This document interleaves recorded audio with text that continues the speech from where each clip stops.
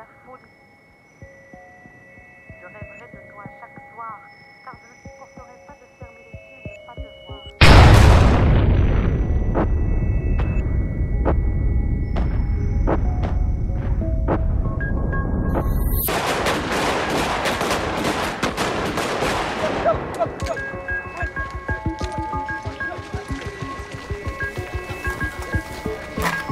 Merci, merci, merci.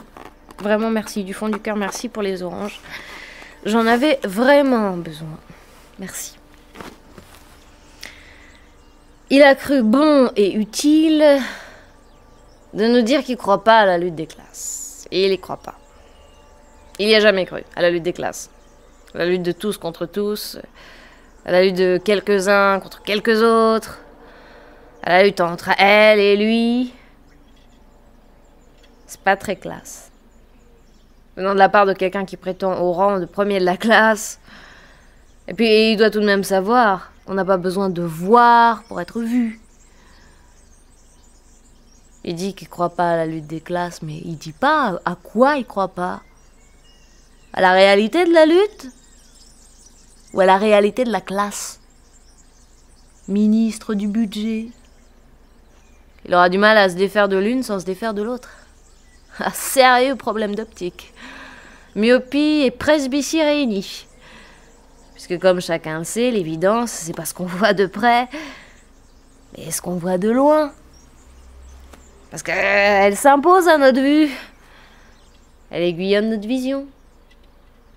Mais comme il y voit que du feu, eh ben, on va essayer quand même de corriger son point de vue. La lutte des classes, la lutte des classes. Alors, pour ceux qui n'ont pas fait leur classe, c'est la lutte entre ceux qui ont des intérêts à défendre et ceux qui ont surtout intérêt à se défendre. Non, plus prosaïquement, c'est la lutte entre possédants et dépossédés, qui constitue le fil rouge de l'histoire. Les marxistes l'ont cru, et d'ailleurs, ils continuent de croire à la raison économique comme seule raison pour expliquer et justifier la lutte. Non.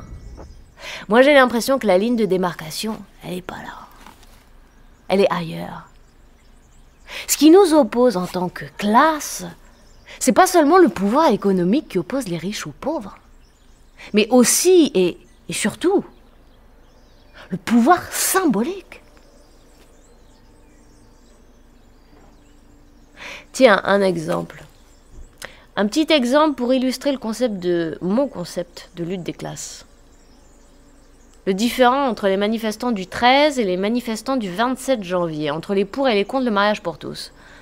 Il y a une lutte réelle et symbolique.